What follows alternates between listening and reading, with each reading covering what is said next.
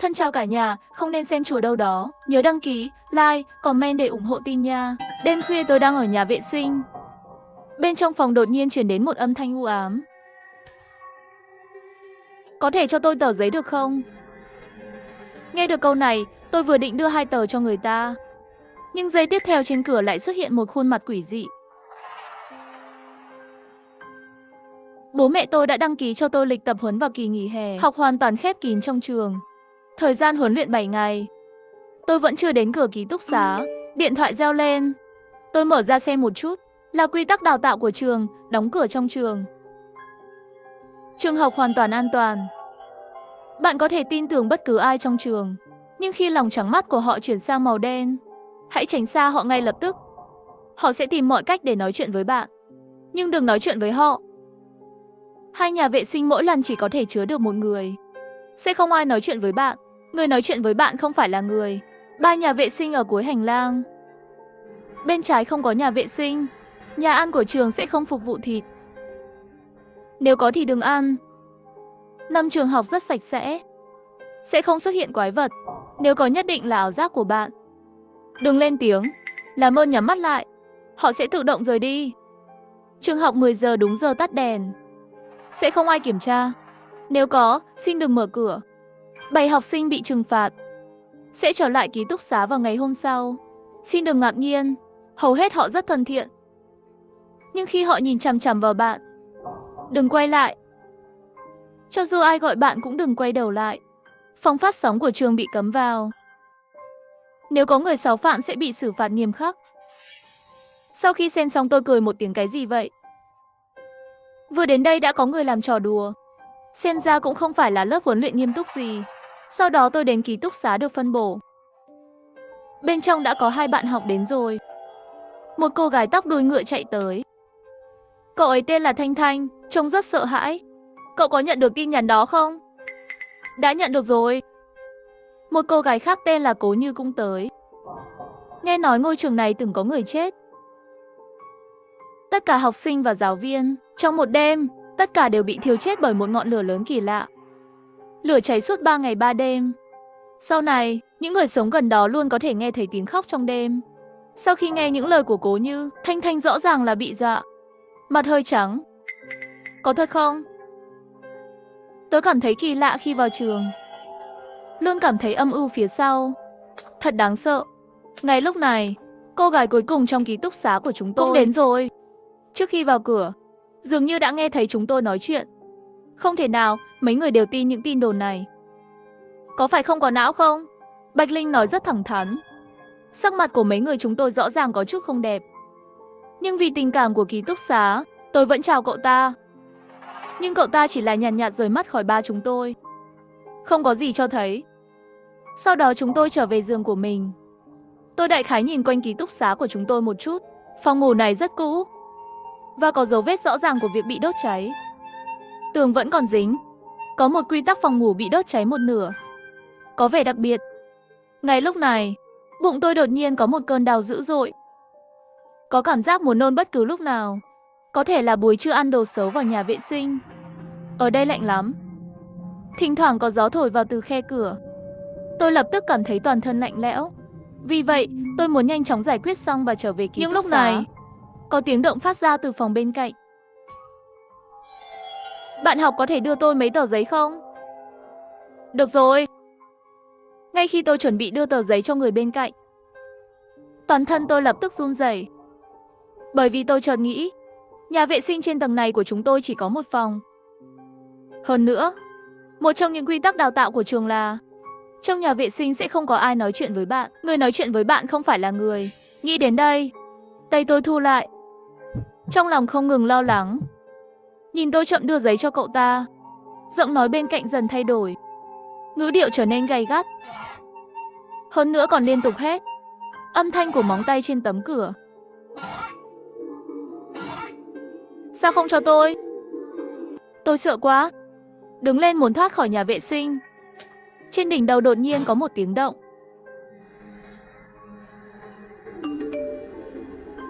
Tôi run rẩy nhìn lên. Trên cửa nhà vệ sinh, đột nhiên xuất hiện một khuôn mặt kinh khủng.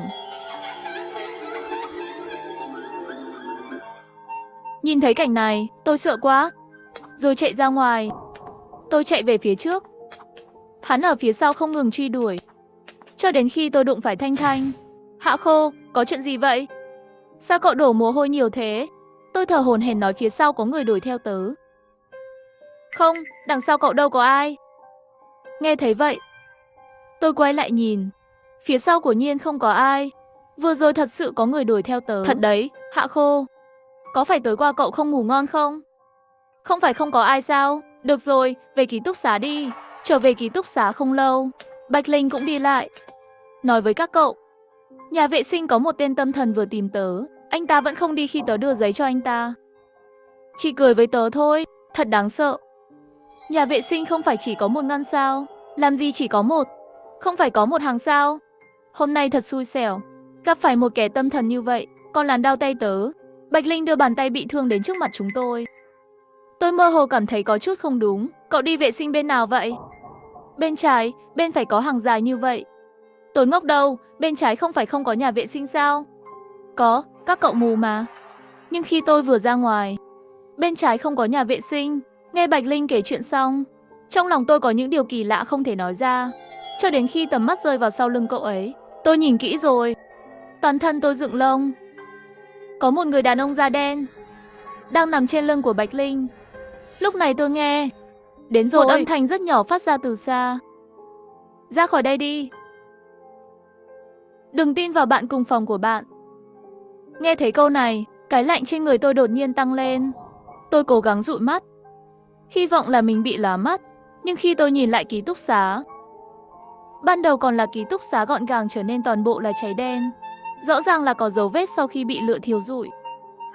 Điều kỳ lạ nhất là giường của mọi người, tất cả đều có một bóng người tối đen. Lúc này tôi nhớ đến trường đóng cửa. Một trong những quy tắc đào tạo, trường học rất sạch sẽ không xuất hiện quái vật.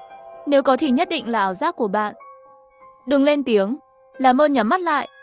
Họ sẽ tự động rời đi. Nghĩ đến đây, tôi lập tức nhắm mắt lại. Trong lòng đếm 1 giây, 2 giây, 3 giây. Khi tôi mở mắt ra, ký túc xá đã trở lại như cũ. Chẳng lẽ là ảo giác? Khi tôi nghi ngờ, bên ngoài sân chơi đột nhiên vang lên tiếng radio. Mời tất cả học sinh đến lớp học để học. Mời tất cả học sinh đến lớp học để học. Đừng đến muộn, đến sẽ bị phạt. Đi thôi, chúng ta đi cùng nhau. Các cậu đi đi, tớ còn phải lấy vài thứ nữa. Sau đó tôi và Thanh Thanh và Cố Như cùng nhau đi ra ngoài ký túc xá. Khi đi ra ngoài, tôi luôn cảm thấy phía sau có đôi mắt đang nhìn chằm chằm vào tôi. Cái cảm giác 215, 0 giờ 8 phút 0 giây, từ chậm đến nhỏ hơn 0 giờ 8 phút 2 giây. Tôi nhìn lại 900, bị nhìn chằm chằm bởi một cái gì đó cực kỳ đáng sợ. Sao thế? Sao cậu lại dừng lại? Đi thôi. Tránh đường cho tôi ra. Không phải cậu nói muốn lấy đồ sao? Tôi đã lấy rồi. Tránh đường ra. Nói xong cậu ta đi vòng qua tôi. Nhìn vào bối cảnh cậu ta rời đi, tôi có một chút sợ hãi. Khoảnh khắc vừa quay đầu lại, mắt của Bạch Linh lại là màu đen tinh khiết. Nhưng chỉ trong một khoảnh khắc, mắt cậu ta trở lại bình thường. Chẳng lẽ tôi nhìn nhầm rồi sao? Không nghĩ nữa, đến lớp học trước đi. Sau khi đến lớp học, đài phát thanh lại vang lên. Hôm nay là ngày đầu tiên của tập huấn. Chào mừng mọi người vào trường. Mọi người hãy tuân thủ quy tắc 1. Xin hãy giữ yên lặng. Đừng phát ra âm thanh 2. Đừng rời khỏi chỗ ngồi của bạn. Không sử dụng thiết bị điện tử. Nếu có học sinh xáo phạm quy tắc, sẽ chấp nhận hình phạt tương ứng. Bạn nam ngồi chính giữa rõ ràng không nghe thấy radio, đang cầm điện thoại di động chơi game. Nhưng giây tiếp theo, đầu cậu ta quay 180 độ. Rồi nó rơi xuống đất. Bạn nam đó không chết ngay. Mắt mở to, miệng nói đau. Đau quá. Cứu tôi, cứu tôi. Nói xong hắn hoàn toàn tắt thở. Một khoảnh khắc, mọi người đều nhận ra quy tắc này là đúng. Tôi lặng lẽ rút điện thoại trong túi ra, mới phát hiện điện thoại đã sớm mất sóng. Không thể liên lạc với bên ngoài, như là ở trong mơ. Khi chúng tôi bối rối, một giáo viên bước vào. Hắn chậm rãi đi tới trước bục giảng, mở danh sách trong tay. Khóc đi. Hạ Khu. Không ai trả lời. Thầy giáo lại kêu lên một lần nữa. Vẫn không ai trả lời. Bạn học Bạch Linh đến không đến sao?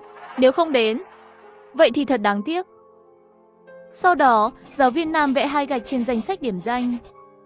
Đột nhiên cửa phòng học bị đẩy ra. Một cô gái bước vào. Đó là Bạch Linh. Xin lỗi, em đến muộn. Bạch Linh nói xong liền định đi vào. Nhưng lúc này nam giáo viên nói, tại sao bạn đến muộn? Cô bé ngoan không đến muộn đâu. Nếu đến muộn thì phải chịu hình phạt. Hình phạt gì? Tôi nhanh chóng nhận thấy. Mắt thầy giáo đột nhiên biến thành màu đen. Giây tiếp theo ánh mắt của Bạch Linh cũng trở nên trống rỗng vô thần. Rồi hắn từ từ đi về phía cửa sổ. Cậu ta đi đến cửa sổ, không chút do dự nhảy xuống. Ngay sau đó là một tiếng nổ. Giống như âm thanh của hộp sọ bị vỡ. Và đây là hình phạt cho sự chậm trễ. Tất cả mọi người đều sợ hãi sắc mặt tái nhợt. Nhưng không ai dám đứng dậy. Bởi vì vừa rồi trên đài phát thanh nói rồi, đừng rời khỏi chỗ ngồi. Mọi người đều nhớ lời cảnh báo này. Cũng may lúc này tan học tiếng chuông vang lên. Tôi nghĩ tôi có thể rời khỏi lớp học. Rồi một giây sau, radio lại kêu. Trường được quản lý chặt chẽ. Thời hạn 7 ngày. Sau 7 ngày các bạn có thể về nhà. Tôi tin rằng sau khi kết thúc huấn luyện này, tất cả các bạn sẽ là những đứa trẻ ngoan. Đứa trẻ giỏi, được không? Tự mình sắp xếp đồ cho bạn học trở về ký túc xá. Lát nữa sẽ có giáo viên đến kiểm tra bên trong. Chỉ kiểm tra ký túc xá, đủ điều kiện, để đến nhà ăn. Ký túc xá không đủ tiêu chuẩn sẽ bị phạt. Sau khi trở về ký túc xá, Thanh Thanh liền sụp đổ, đây là cái quái gì trường học vậy? Nếu biết thì sẽ không đến. Thanh Thanh, đừng khóc nữa. Tớ cũng sợ, đừng khóc nữa. Nếu chúng ta có thể vượt qua tuần này, có thể ra ngoài bình an. Trên đài phát thanh nói rồi, một tuần nữa chúng ta có thể về nhà. Nhưng hôm nay mới là ngày đầu tiên. Rất nhiều người đã chết. Tớ sợ tớ không qua được ngày thứ 7. Thực ra khi tôi an ủi họ, trong lòng cũng lo sợ. Nhưng để xoa dịu nỗi sợ hãi của Thanh Thanh, tôi nhanh chóng thay đổi chủ đề. Nhân tiện, các cậu đã đóng gói hết đồ đạc chưa? Sắp tắt đèn rồi, hãy dọn dẹp trước đã. Sau đó, tôi đi đến cửa tủ của tôi, mở cửa tủ. Kết quả tìm thấy, trong tủ của tôi lại viết bằng máu. Đừng tin bạn cùng phòng của bạn. Và trong góc tủ, và một cuốn nhật ký màu đỏ. Tôi mở ra với sự tò mò. Ngày 15 tháng 2, học bổng của trường sẽ được cấp. Chi phí trị bệnh của mẹ có rồi. Ngày mùng 10 tháng 3, tại sao? Tại sao họ rõ ràng không thiếu tiền? Nhưng sao lại phải cướp tiền của tôi? Tôi ghét họ. Ngày 20 tháng 3 thật tuyệt vời. Giáo viên tìm tôi, nói có cách, có thể giúp tôi nộp đơn xin lại học bổng. Ngày mùng 5 tháng 4, tại sao? Tại sao anh ta cũng phải nói dối? Tại sao tôi lại nói dối? Phía sau viết gì? Tôi cũng không nhìn rõ nữa. Tôi càng cảm thấy kỳ lạ, nhưng lại mơ hồ cảm thấy tất cả những điều kỳ lạ ở trường này, tất cả đều liên quan đến cuốn nhật ký này. Đúng lúc tôi muốn đem phát hiện này nói với Thanh Thanh, khi nói chuyện với Cố Như, lại có tiếng động trên radio. Giáo viên sẽ đến ký túc xá sau nửa giờ nữa. Kiểm tra nội dung, các bạn hãy nhanh tay nhé. Khi nghe radio, Thanh Thanh sợ hãi làm sao bây giờ. Tớ không muốn chết. Đừng sợ nữa. Ba chúng ta nhanh chóng dọn dẹp một chút. Nếu không lát nữa cả ba chúng ta đều phải chết. Sau khi tắt đèn vào ban đêm, quản lý ký túc xá nói trong nhóm muốn kiểm tra bất ngờ. Bật đèn lên nào. Nhưng khi tôi bật đèn lên, nhưng lại nhận được một tin nhắn, đừng bật đèn. Hắn không phải quản lý, hắn là kẻ giết người. Ai bật đèn thì hắn giết. 503 này là sao? Không phải quản lý chỉ để xác định ai đang ở trong sao? Thế nên cần bật đèn mà. Cái này còn dùng để nói với tôi qua tin nhắn riêng không? Là sợ tôi đọc không hiểu sao? Nhưng giây tiếp theo, từ tin nhắn của 503, tôi tìm thấy điểm lạ. 503 dùng nó là tên nữ giới, nhưng quản lý của chúng tôi là nữ. Tôi lập tức trả lời tin nhắn hỏi. Nghĩa là sao? Là nữ à? Anh ta cũng lập tức trả lời là đúng. Bạn không nhìn nhầm, hắn không phải quản lý, mà là tội phạm giết người. Hắn sẽ giết hết chúng ta. Tôi cau mày, gửi tin nhắn đặt câu hỏi. Sao cô biết? Cô đã báo cảnh sát chưa? Gọi cảnh sát rồi, dù sao thì đừng bật đèn. Nhưng cô ấy không giải thích cho tôi. Làm sao cô ấy biết được? Chỉ làm tăng thêm sự nghi ngờ của tôi. Vì vậy, tôi quyết định hỏi bạn học 107. Cậu ta ở tầng 1, gần ký túc xá. Nếu có chuyện gì xảy ra, có thể nghe thấy. Nhóm học sinh chúng tôi nghỉ phép còn ở lại trường. Tất cả đều là bởi vì nợ môn quá nhiều phải bị đuổi học. May mắn thay, trường mở, tập huấn và thi lại. Để chúng tôi không chơi đùa cùng nhau. Ký túc xá mỗi người một phòng. Hơn nữa trong thời gian tập luyện không thể phạm sai lầm. Chỉ cần phạm một chút sai lầm thì lập tức đuổi. Và hầu hết chúng ta không biết nhau. 503 và 107 cũng là vì ngồi gần nhau. Mới thêm thông tin liên lạc cho nhau. Sau đó nhanh chóng gửi tin nhắn cho 107. Bạn đã bật đèn chưa? Tôi nghe nói có người giết quản lý rồi. Cậu có nghe thấy gì không? Hơn nữa, tin nhắn vừa được gửi trong nhóm. Đó là tên đó gửi đi. Hắn bảo chúng tôi bật đèn để xác nhận phòng ngủ nào có người. Sau khi tin nhắn được gửi đi, 107 nhanh chóng trả lời tôi. Thật là buồn cười. 503 xếp cuối cùng trong lớp huấn luyện. Và chúng ta có cơ hội vượt qua. Cậu ta nói với cậu những điều này để khiến cậu 6 phạm kỷ luật. Như vậy bạn sẽ bị đuổi. Cậu ta đang thiếu một đối thủ cạnh tranh. Xem tin nhắn của 107, tôi chợt nhận ra. Thì ra là vậy, 503 cũng quá ác độc. Muốn tôi phá luật. Tôi không thể làm theo ý cậu ấy. Nghĩ tới đây, tôi liền chuẩn bị súng giường bật đèn lên. Nhưng ngay lúc này, tôi chợt nghĩ đến một chuyện. Hình như tôi không nói với 107. 503 nói có người phạm tội. Làm sao cậu ta biết được? Chẳng lẽ 107 cũng đang nói dối tôi? Đây là tin nhắn của quản lý ký túc xá lại gửi từ trong nhóm. Vẫn chưa bật đèn. Sắp vào kiểm tra rồi. Xem thông tin của ký túc xá, tôi do dự. 503 nói của thật quá thái quá. Sao trong trường lại có người phạm tội?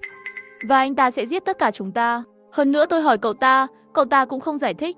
Vậy có thể là anh ta cũng gửi tin nhắn riêng 107 không? Cho nên 107 mới vừa mở miệng liền nói ra. Vì vậy, tôi quyết định hỏi 503, cậu ta đã nói với ai? Khi tôi chỉnh sửa thông tin, 503 đã gửi tin nhắn cho tôi trước. Tầng 1 có 2 bạn học, tôi đã nói rồi. Nhưng họ không nghe tôi. Còn nghi ngờ tôi bây giờ sợ là đã bị giết rồi. Tên tội phạm chắc chắn đã đi lên từ tầng 1. Trốn đi. Quả nhiên là tin nhắn riêng của 107. Vậy thì sự nghi ngờ của tôi về 107 sẽ không được thiết lập. Chỉ là một tin nhắn của 107 tiếp theo, khiến tôi phải nghi ngờ cậu ta một lần nữa. Nhân tiện, bạn sống ở ký túc xá nào? Không bật đèn cũng không sao, tôi sẽ nói chuyện với quản lý ở tầng 1. Tôi lập tức cảm thấy rùng mình. Trước thông tin này, tôi vẫn có thể tin rằng người cầm điện thoại là chính 107. Nhưng người gửi tin nhắn này chắc chắn không phải là cậu ta. Bởi vì cậu ta biết tôi sống ở 205. Có đúng như 503 nói không? Cậu ta đã bị giết. Để chứng minh điều này, tôi lấy điện thoại dự phòng ra.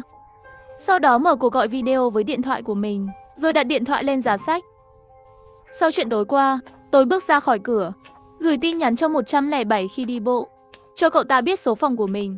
Sau khi gửi tin nhắn, tôi đến phòng 211 bên cạnh.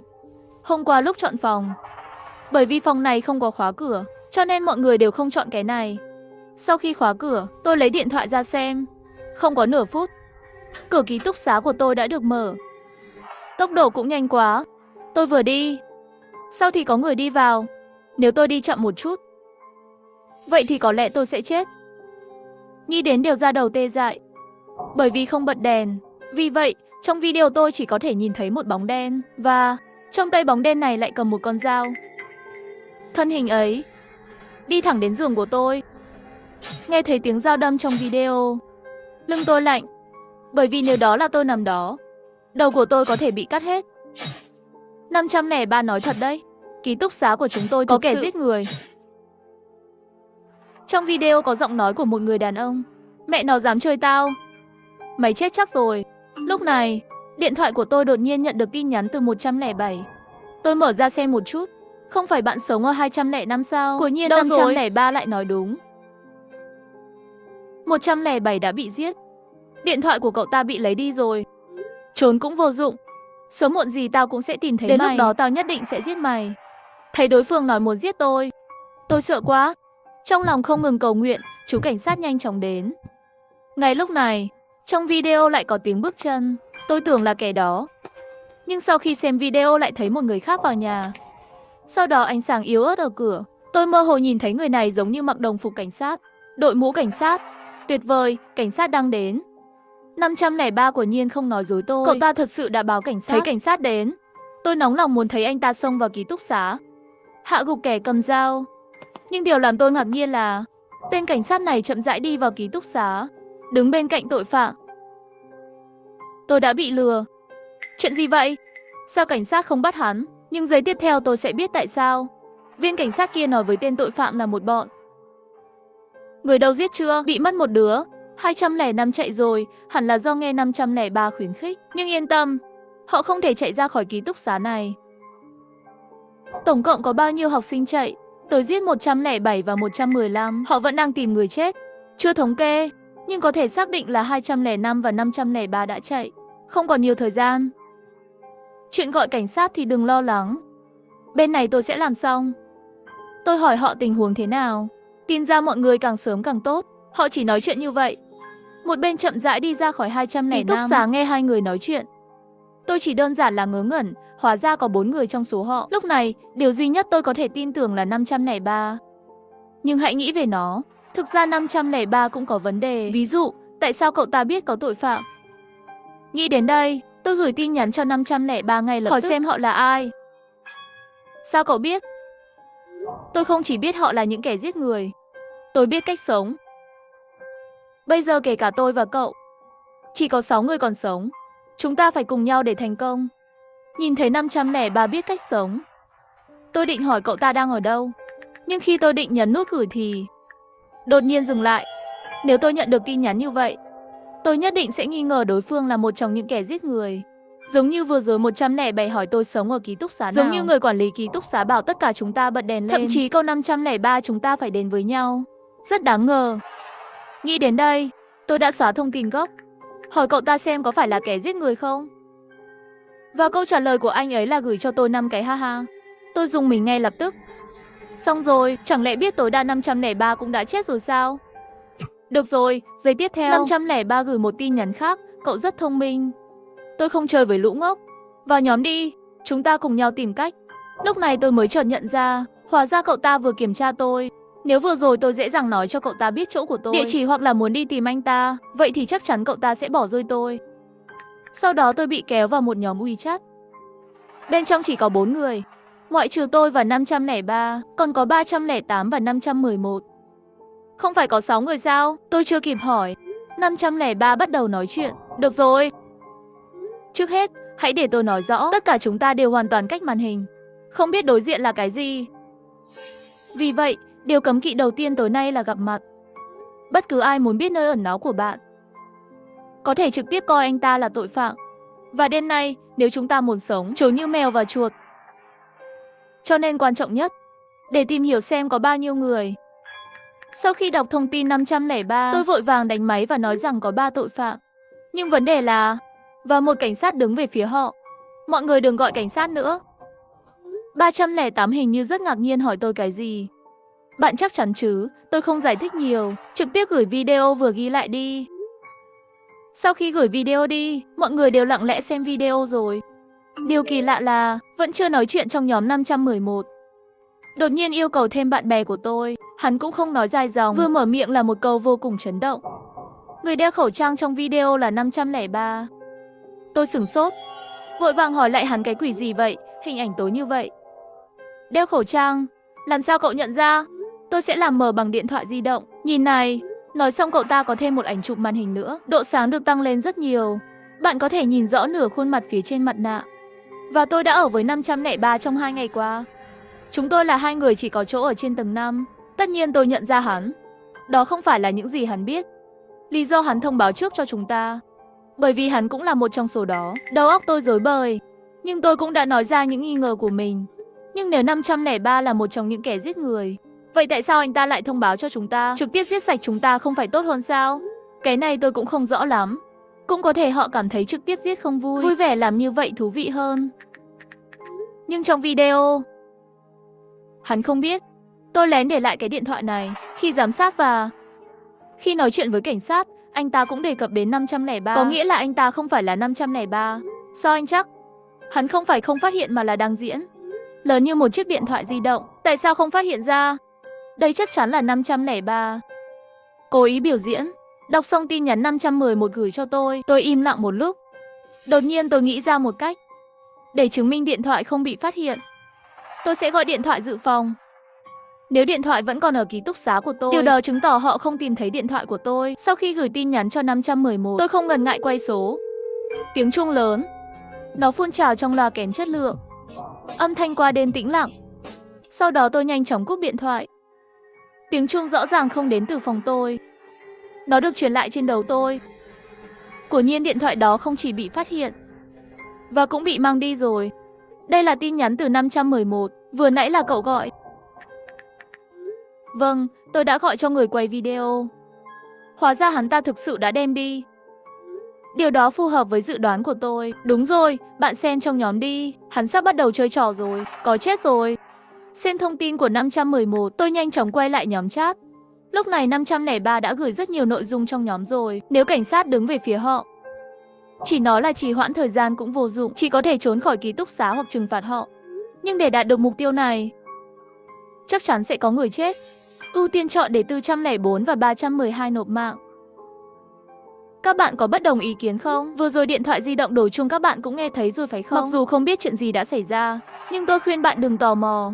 Bởi vì đây có thể là trò của họ, là một thủ thuật để thu hút chúng ta tiết lộ vị trí của mình. Ngoài ra nếu các bạn không ai tốt hơn 404 và 312, vậy thì tôi sẽ bắt đầu nói về kế hoạch của mình. Tôi giữ tin nhắn riêng với họ. Tôi có thể dụ chúng trở thành trẻ con, nhưng tôi cũng cần sự giúp đỡ của các bạn. Xem xong thông tin của 511, tôi mới biết thì ra đây mới là lý do.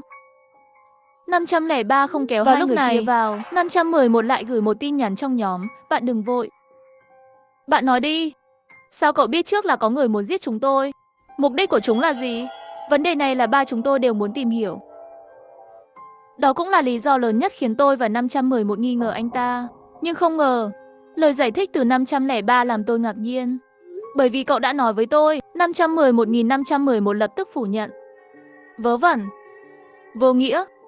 Cậu quên à, ăn bữa tối xong, cậu lại chỗ tôi và nói với tôi những chuyện này.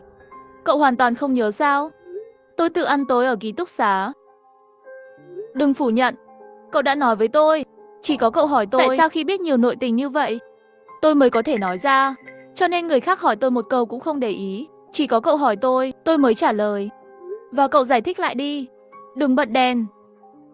Hắn đang xác nhận phòng ngủ nào có thông tin của người. Tôi hoàn toàn không gửi cho cậu. Làm sao cậu biết có tội phạm? Bị lộ rồi. Tôi đây có ảnh chụp màn hình trò chuyện của cậu với tôi. Mọi người đừng tin hắn. Nhìn vào hình ảnh tôi gửi đi. Chắc chắn rồi. 511 gửi đến thực sự là ảnh chụp màn hình trò chuyện của anh ấy với 503. Trên ảnh chụp màn hình, 503 thực sự đã gửi cho 511. Đừng anh bật ta đèn. Đang xác nhận tin nhắn này để biết có người trong phòng ngủ. Điều này đã rất rõ ràng rồi. 503 đang nói dối. Nhưng 503 cũng gửi một bức ảnh. Trong ảnh là 503 và 511 đang ăn cùng nhau. Sau khi hai người gửi ảnh, đồng thời lại gửi hai chuỗi dấu hỏi lớn. Bạn đây là hình ảnh Photoshop, tôi chưa bao giờ ăn tối với cậu. Cậu mới là Photoshop. Tôi cũng tuyệt đối không gửi tin nhắn đó cho cậu. Cuộc trò chuyện của hai người trực tiếp làm tôi mù quáng. Hai người rốt cuộc ai nói mới là thật đây? Và trong khi hai người này đang bế tắc, 308 cũng gửi tin nhắn riêng cho tôi. Cậu ta nói một câu càng làm người ta rùng mình. Có thể nào cả hai đều đã chết? Bây giờ điện thoại di động đều nằm trong tay kẻ sát nhân. Không phải là tôi không nghĩ đến khả năng này, nhưng điều đó không hợp lý, bởi vì 503 đã đưa ra cảnh báo đáng tin cậy. Ví dụ như lúc đầu nói với chúng ta là có phạm nhân, sau đó còn nhấn mạnh chúng ta đừng bao giờ gặp nhau. Nghĩ đến đây, tôi nhanh chóng gửi tin nhắn cho 308. Nếu muốn giết, chúng ta không cần phải phức tạp như vậy. Tôi nghĩ phải có động cơ. Vậy giữa họ xảy ra mâu thuẫn như vậy, có nghĩa là một trong số họ đang nói dối, hoặc cả hai đều không thể tin được. Tôi nghĩ chúng ta nên đoàn kết. Tôi nghĩ 511 có khả năng cao hơn, bởi vì lịch sử trò chuyện anh ta gửi có thể giả mạo. Trong khi ảnh gửi 503 không thấy bất kỳ dấu vết nào của hình ảnh Pi. Tôi không biết nữa. Trước tiên chúng ta xem trong nhóm đi. Hình như hai người lại gửi tin nhắn trong nhóm rồi. Sau đó tôi quay lại trò chuyện nhóm, tìm thấy 503 đã gửi một số tin nhắn. 511, cậu đừng ngụy biện nữa, bao gồm cả nhóm. Làm thế nào để chống lại, cậu đã dạy tôi. Thậm chí hy sinh người khác. Tôi vừa nói với 404 và 312 rồi, để họ tập trung ở tầng 2. Từ đó có thể trèo tường ra khỏi ký túc xá, đợi đến lúc đó, trong khi kẻ giết người đối phó với họ. Chúng ta có thể lẻn ra cửa sau. 511 tôi không quan tâm tại sao câu Lan nói như vậy về tôi, nhưng kế hoạch này tôi nghĩ là khả thi. Bây giờ kế hoạch này đã bắt đầu thực hiện rồi. Theo hay không theo các người tự quyết. Ban công ở trên mái nhà của phòng ngủ. Cửa sổ hành lang ở cuối tầng 2, có thể leo lên. Phương pháp này nghe rất khả thi. Mặc dù phải hy sinh hai bạn học vô tội làm mồi nhử, nhưng ai không vô tội. Cho nên tôi là người đầu tiên trả lời trong nhóm. Điều tôi không ngờ là 503 sẽ gửi tin nhắn riêng cho tôi ngay lập tức. Đây không phải là kế hoạch thực sự. Da đầu tôi ngửa ra, lập tức hỏi lại, vậy kế hoạch thực sự là gì? 503 nhanh chóng trả lời tôi đâu có nói với 404 và 312. Bởi vì bây giờ căn bản không biết hai người họ có chết không, hoặc cả hai đều là tội phạm. Cho nên kế hoạch của anh vừa nói là lừa đảo 511 sao? Cũng không phải toàn bộ. Việc dụ kẻ giết người ra sân thượng là thật, nhưng chạy trốn là giả. Bởi vì tội phạm có 4 người, họ chắc chắn sẽ chia thành hai nhóm. 2 người ra sân thượng, 2 người chặn đường ở cửa sau. Không thể trốn thoát được. Trốn cũng chẳng ích gì. Chỉ có tránh bị giết chúng ta mới có thể sống sót. Vì vậy, chúng ta sẽ đến sân thượng. Chúng tôi bất ngờ, 3 đánh 2 là tuyệt đối không có vấn đề gì. Trường hợp xấu nhất cũng là đánh lén 2 đến 2. Bởi vì bây giờ tôi không hiểu 511 có phải là kẻ giết người không? 3 đánh 2 thậm chí 2 đánh 2. Trong nhóm chúng ta không phải có 4 người sao? Nếu 511 là yếu tố không ổn định, vậy 308 trực tiếp bị loại trừ bởi 503. Tôi nhíu mày nhớ lại cẩn thận. Lập tức phát hiện manh mối. 308 khi tin nhắn riêng cho tôi. Lúc đầu là muốn lôi kéo tôi và cậu ta. Mặc dù ý nghĩa không rõ ràng lắm, nhưng cậu ta nói muốn tôi đứng về phía cậu ta. Nhưng sau khi nhìn thấy 503 nói chạy trốn qua cửa sau, cậu ta đổi ý rồi. Bởi vì hắn đã tìm ra cách giết chúng ta. Đó là ở cửa sau. Tôi thở phào nhẹ nhõm, đánh một dòng chữ. 308 là cậu cố ý bỏ vào. Hắn là kẻ đánh người. Tôi biết cậu thông minh mà. Tiếp theo, cậu nhanh chóng tìm một vũ khí tiện dụng. Sau đó đến cửa sổ cuối tầng 2 chờ tôi. Sau khi nói chuyện với 503, tôi tìm thấy một ống thép bảo vệ trong ký túc xá. Cẩn thận đi đến cuối tầng 2. Khi đến cửa 201 ở cuối, không ngờ cửa phòng đột nhiên bị mở ra. Tôi đã bị sốc. Chẳng lẽ là để người ở bên trong sao?